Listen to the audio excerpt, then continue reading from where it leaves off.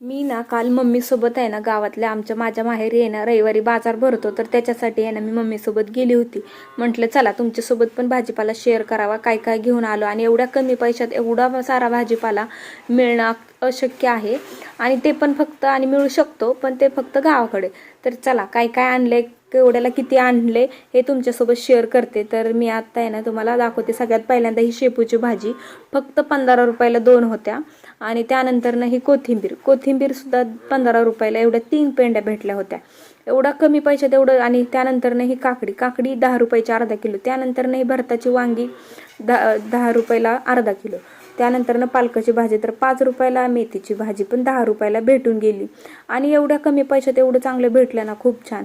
आणि ही गावरान भाजी तुम्हाला माहिती आहे का, शेतातली भाजी म्हणजे ते गवतच आहे एक प्रकारचं. तर त्याला ती कोणती भाजी कमेंट करून नक्की सांगा. त्यानंतर ना इथं शेवग्याची शेंग पण रानातलीच आहे आणि ती काय फुकटच दिली होती. आणि हे दोडके ते पण रानातले शेतातले छान असा. इथे एक भोपळा पण आणला होता, कारण का मला दालचा भात एवढा आवडतो ना मम्मीच्या हातचा, त्याच्यामुळे इथं त्या भोपळा पण आणला होता. त्यानंतर न कारले. मग हे कारले देशी आहेत का कसले आहेत कमेंट करून नक्की सांगा, मला पण माहीत नाही. म्हणलं घ्यावं ती पण, कारण का असा ताजा ताजा भाजीपाला आहे ना पुण्याकडे तर खायला भेटतच नाही, भेटला तर फक्त गावाकडेच. तर ह्या पण 10 रुपये पाव किलो भेंडी भेटलेली होती. आणि हे अद्रक सुद्धा 10 रुपयाचे आहे. म्हणजे एवढं कमी पैशात मी तर आश्चर्यच केलं. त्यानंतर ना ही काटाळ वांगे आहेत, म्हणजे ह्याला काटे भरपूर असतात. आणि ही वांगे असतात ना ते आपलं खारं वांगं करायला एकदम मस्त. आणि त्याची भाजी एवढी छान लागते ना, खूप छान, एकच नंबर त्याची भाजी पण लागते. त्यानंतर ना हे गावरान टोमॅटो आहे, तर ह्याची पण चटणी वगैरे केली ना एकदम छान लागते. गावरान टोमॅटो जरा कसं आंबट असतात, छान लागतात.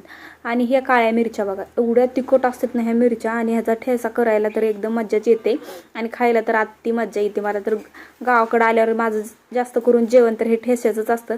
आमच्या सासूबाईच्या हातचा तर ठेचा मला तर पहिल्यापासून एवढा आवडतो ना, खूप छान.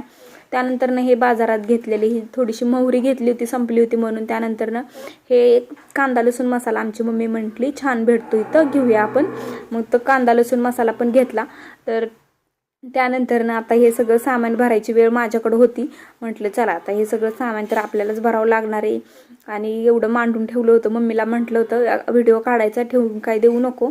तर मग म्हटली आता ही तुला व्हिडिओ काढायचं तर ही मांडून पण तूच टाक, म्हणून ही सगळा भाजीपालाही व्यवस्थित ठेवला होता तुम्हाला दाखवण्यासाठी. आणि त्यानंतर ना हे सगळं मांडायचं काम पण माझ्याकडे दिलं होतं. तर ते सगळं मांडायचं काम करायला घेतलं. सगळं भाजीपाला वेगळा वेगळा करून ठेवला. आणि तुम्हाला चक्क गवारीची शेंग इथं 50 रुपये पाव किलो होती. तर गावाकडचा हा भाजीपाला तुम्ही पण मिस करताय का, कमेंट करून नक्की सांगा. आवडला असेल तर नक्की सबस्क्राईब करा.